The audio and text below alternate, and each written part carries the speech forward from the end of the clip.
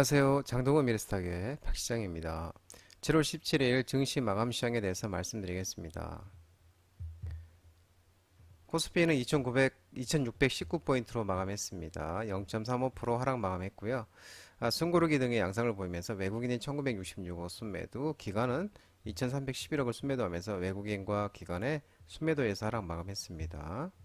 코스닥은 898.29포인트 0.22% 상승했는데 외국인과 개인의 순매수의 상승 마감했는데 외국인이 440억 순매수, 개인은 1000억 정도의 순매수하면서 상승 마감했습니다. 기관은 1371억 순매도했고요.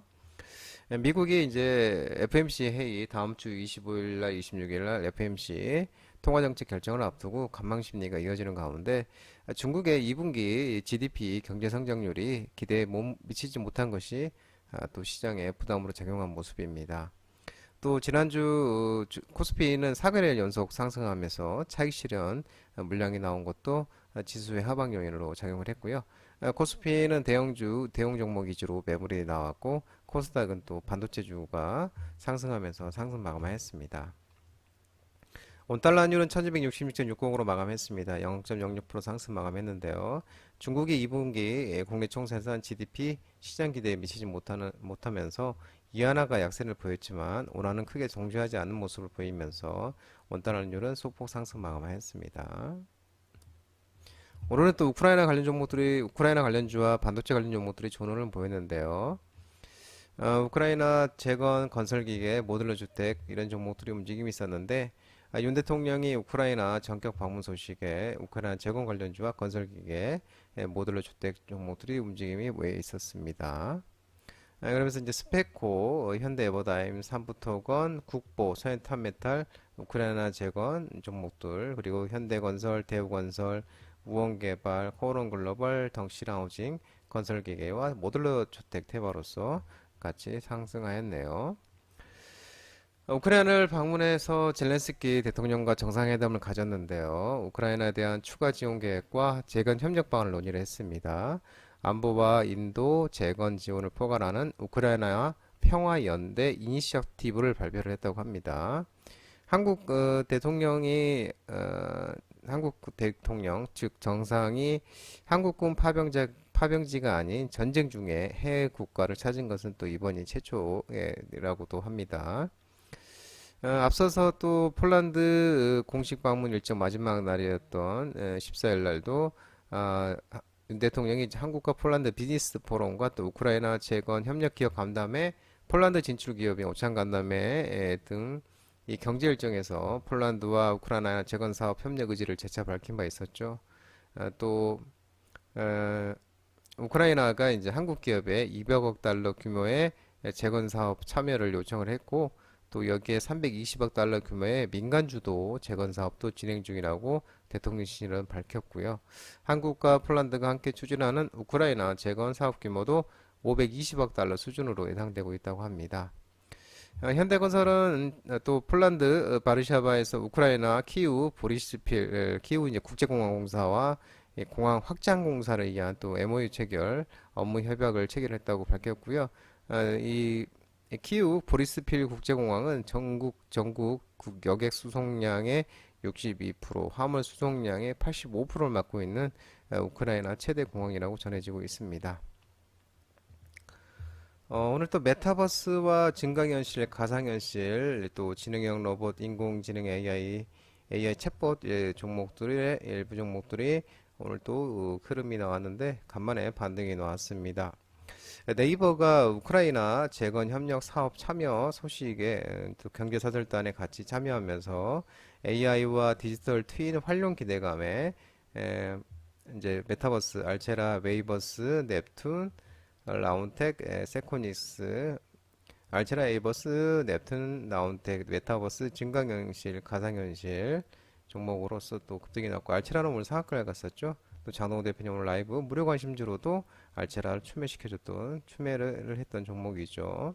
세코닉스, 오브젠, 엠노, 핀텔, 마음에이, 플리토, 이스트소프트 이렇게 또 AI 관련주, AI 챗봇 관련 종목들도 오늘 또 움직임이 있었습니다.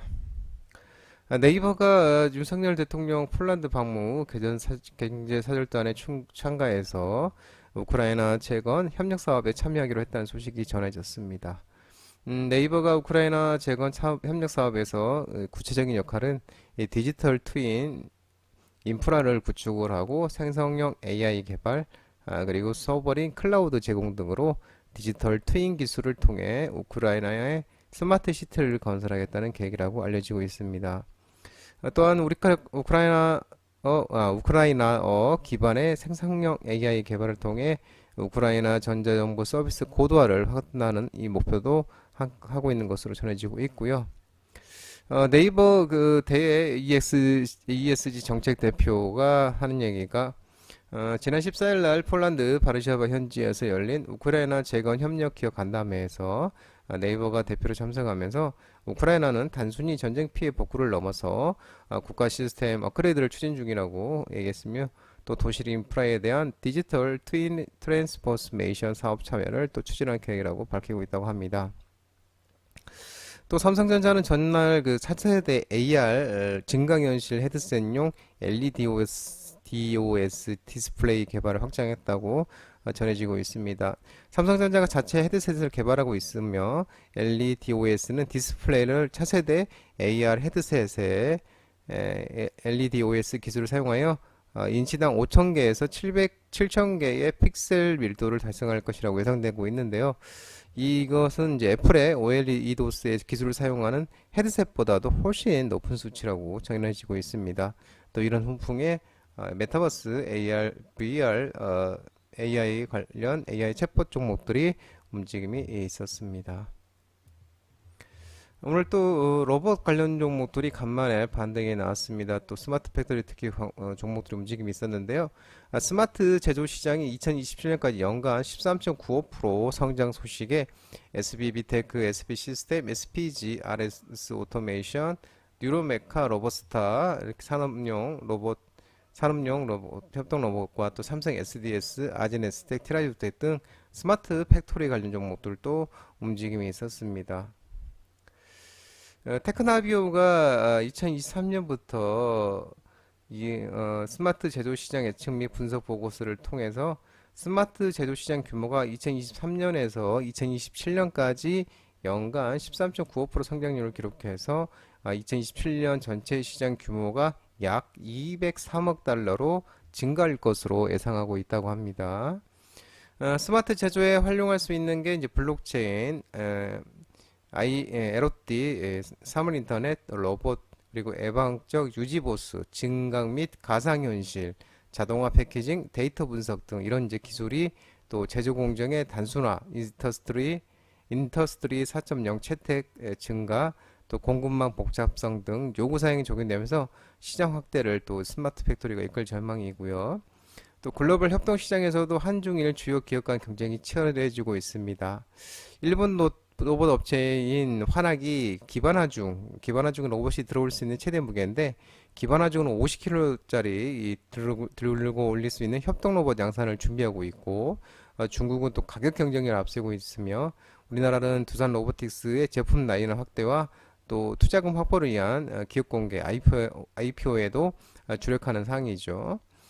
투자금을 확보하고자 IPO에서도 속도를 내고 있고 두산 로보틱스는 연내 상장을 위해서 6월 달에 또 IPO 상장 예비 심사를 청구한 바 있으며 두산 로보틱스 기업 가치를 1조 원 이상 보고 있다고 이렇게 전해지고 있습니다. 반도체 종목들이 오늘 또 흐름이 좋았습니다. 반도체 업황 회복 기대감이 지속되고 있으면서 유니셈, 네오셈, 테스, 주성엔지니어링, 인텍플레스, 테스, 로체시스템, 가온칩스, PSK, 동원하나텍 이런 종목들이 움직임이 있었는데 동원하나텍도 신고가 달리고 있죠. 가온칩스도 신고가죠. 인텍플레스도 신고가를 달리고 있고 유니셈도 오늘 또 급등이 나왔고 네오셈도 오늘 또 좋은 모습이 있었고요. 그리고 주성엔지니어도 신고가를 또 달리고 있습니다.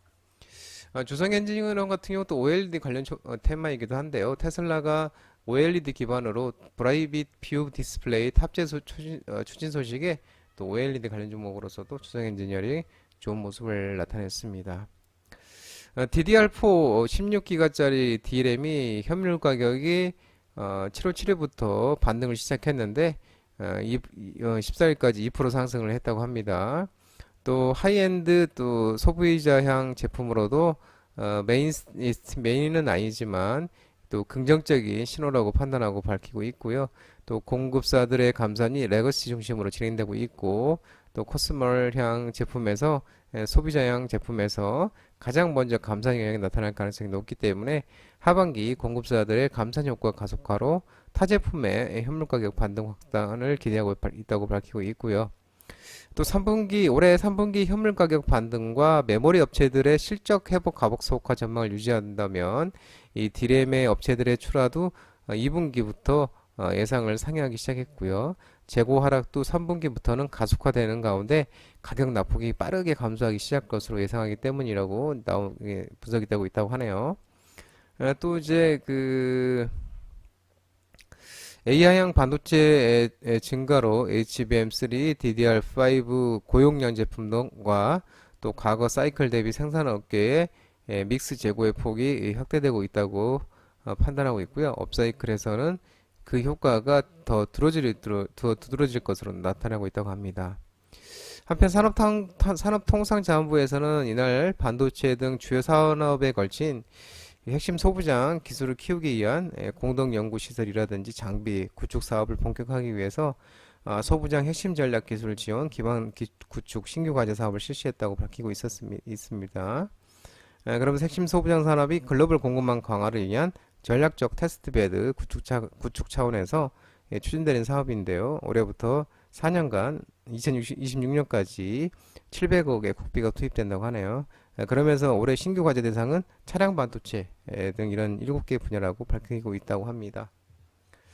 2차전지 관련 종목들도 오른 움직임이 있었습니다. 테슬라가 사이버 트럭을 드디어 생산을 하면서 한국도 그 소식과 또 한국의 분리막 시장 확대 기대감에 누인텍, 애경케미칼, 금양, NK전자, D&T, 누인텍, 코스모신소재 이런 종목들이 또 움직임이 있었습니다. 테슬라가 트위터 공식 계정에다가 텍사스 기가팩토리에서 첫 사이버 트럭을 만들었다고 밝혔다고 합니다. 테슬라는 또 텍사스 공장 근로자들과 사이버 트럭을 둘러싸고 찍은 기념사진도 공개를 했고요. 테슬라가 사이버 트럭을 생산한 것이 2019년 11월 달 시제품을 처음 공개한 이후에 약 한 4년 만인데요.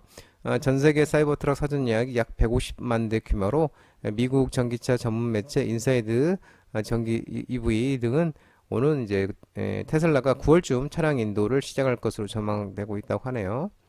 머스크는 지난 5월달 주주총회에서도 사이버 트럭을 연내에 인도할 것이라고 장담했었죠. 그러면서 25만 대에서 50만 대까지 연간 인도할 수 있을 것이라고 말을 했었고, 또 업계에서 픽업 트럭이 기존 내연기관 기반 자동차 업계에서도 수익성이 높은 제품으로 전기 픽업 트럭이 기존 대형 완성차 업체와 경쟁에서도 시장의 게임 체인저가 될 가능성이 큰 차량으로 여겨져 왔다고 합니다. 또 글로벌 시장 업체에 따르면 리튬 이온 배터리 LIB 시장에 따른 분리막 시장 변화 전망의 보고서에 따르면 SKI 테크놀로지와 WCP, LG화학 등 한국 분리막 업체가 2030년 북미 유럽 내 분리막 생산 능력 비중이 75%를 차지할 것으로 예상하고 있다고 합니다. 2030년 기준 SKIT의 생산 능력이 연간 38억 제곱미터로 33%를 차지할 것으로 전망되고 있고요. WCP는 한 29%, LG화학은 한